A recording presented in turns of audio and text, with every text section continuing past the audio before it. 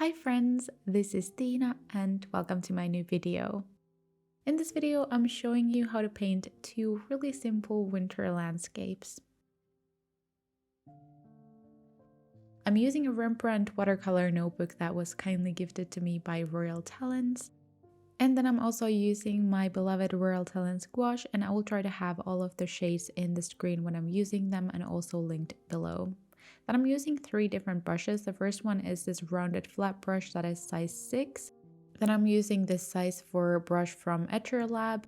And for smallest details, I'm using this tiny liner brush from Arteza. I know for some of you, February is already starting to become like a spring month, but for me here in the north, it's still a winter month, so I'm still kind of in a winter mood. So I thought that I would paint some of these simple wintry landscapes, and I would say that these will probably take you less than 45 minutes, so they are pretty fast and simple. So I started by taping my page first, and I'm just making two of these tiny paintings next to each other. And yeah, I'm starting by making the base for both of these paintings and mixing my colors. I was using white for both of these paintings' background colors, and then I was just mixing a lot of colors to that. So I wanted to get this like kind of colder shade blue, this kind of muted, more grayish blue, but I didn't have my ultramarine blue gouache tube that I normally use for this, so I had to kind of start mixing colors together aggressively. So I was first using my Prussian blue, and then I was adding some black into it, some more white. It got really dark immediately. Then I was adding some violet and also some burnt sienna to finally get to this kind of grayish darker blue, and I think it turned out really pretty. But you don't have to mix colors this much. You can use colors straight off the tube if you want to, and that is completely okay. And as always, I'm adding water to my gouache to make it this creamy consistency, because to me it works the best.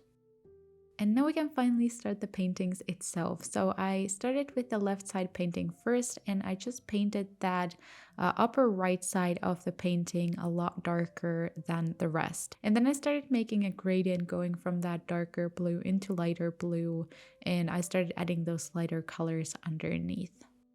And to save some time and save some paint as well, I was just mixing more white into that color, which just added to the page. And I was always doing this with each layer. So I was basically adding, I think, 4 different lighter blue colors underneath that darkest blue. And then I was just going with my damp brush with maybe a little bit of paint in it as well, and just like kind of blending those colors together.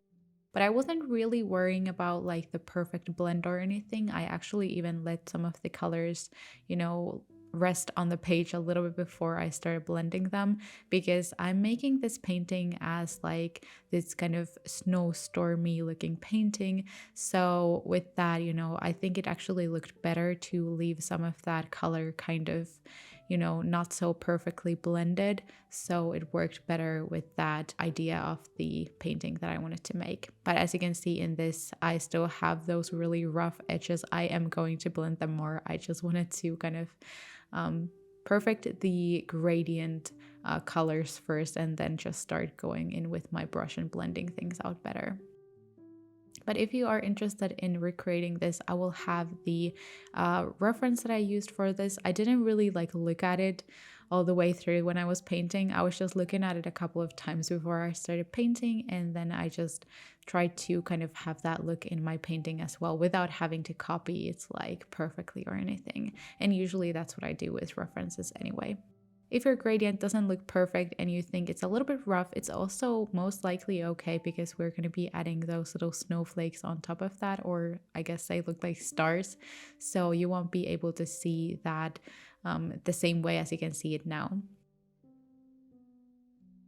Lastly, for the base in this painting, I added some more white to that color mix and added these little cloudy shapes on the bottom of this painting.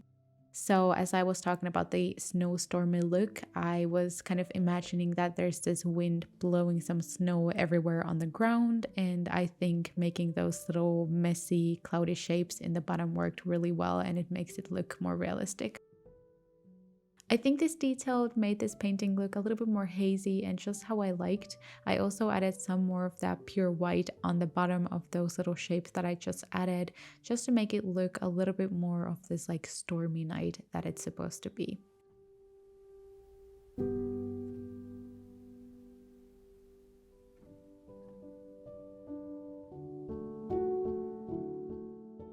So then I'm starting with the other painting on the right and its background.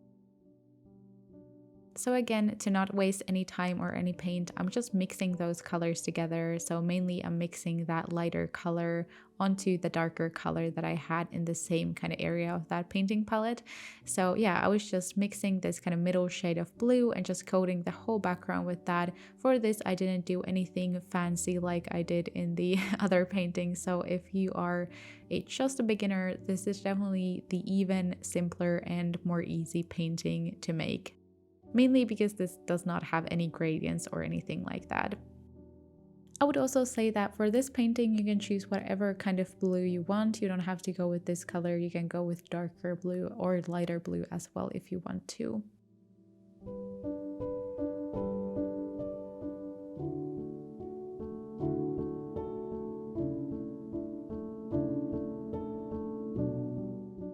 Next, I'm getting back to the painting on the left side, and I'm just taking my small detail brush and some white gouache, and I'm starting to splatter some white little snowflakes on top.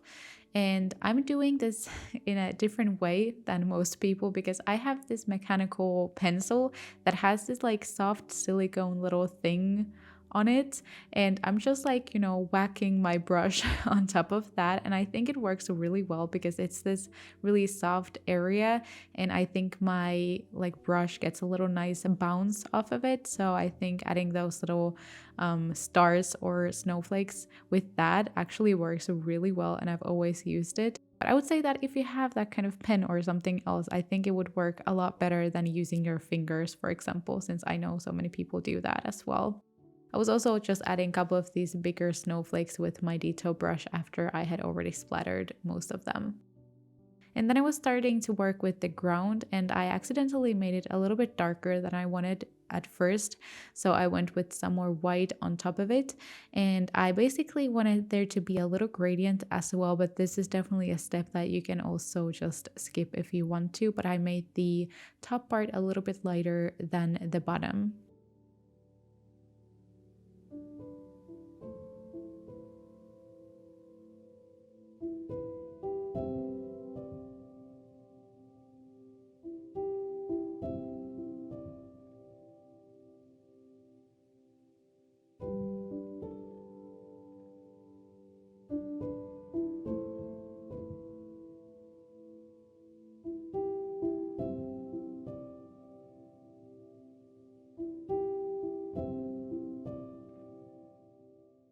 So when the ground itself was done, I took my detail brush and also mixed a dark brown color, and then I made this little cabin in the snow.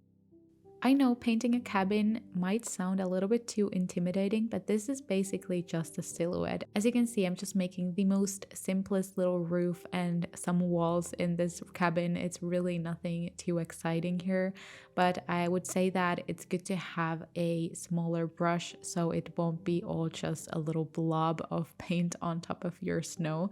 So I was using my tiny detail brush, but if you want to, I think you could also just use a tiny fine line in brown if you want to. I think that could work in the similar way, I guess. I was also adding the most simplest little shadow from the cabin onto the snow with my gray gouache, and then I was just also adding some white for the rim of the roof in this cabin.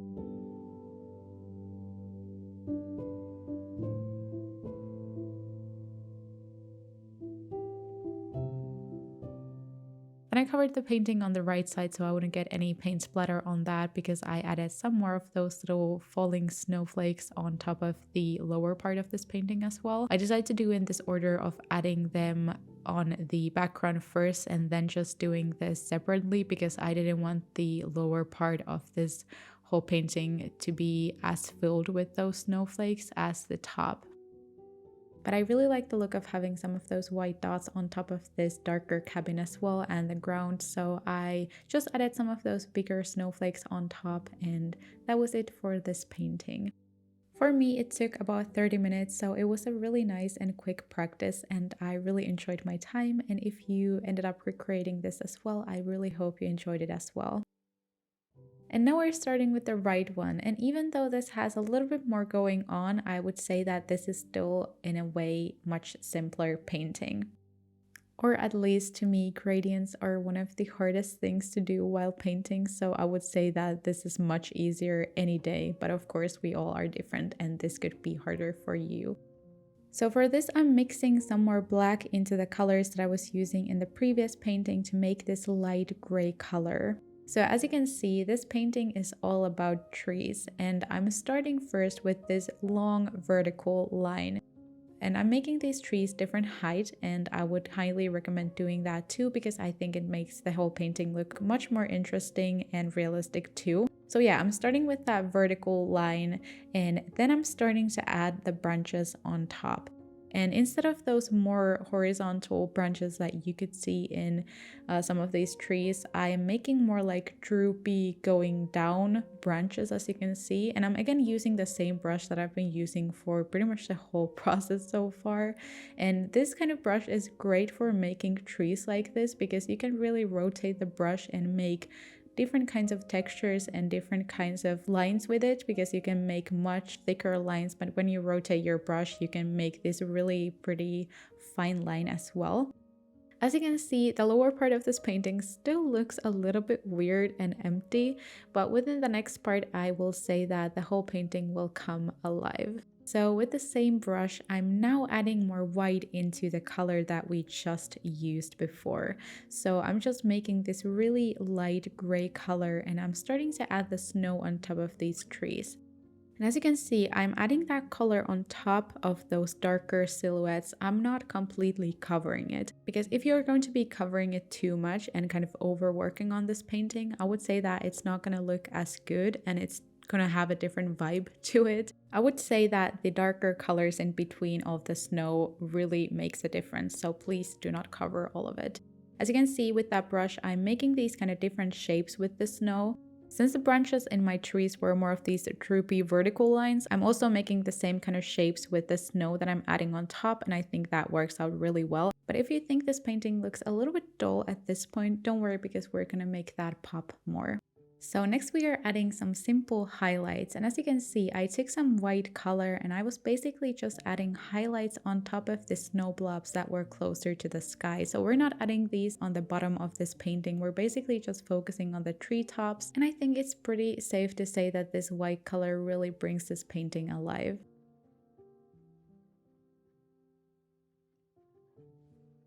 So next we are adding some stars into the painting. I decided to add stars instead of snowflakes. Snowflakes was my first idea, and that's why I'm doing this part right now, even though I should have done it after I got my background done. So I would recommend doing that if you want to make stars as well.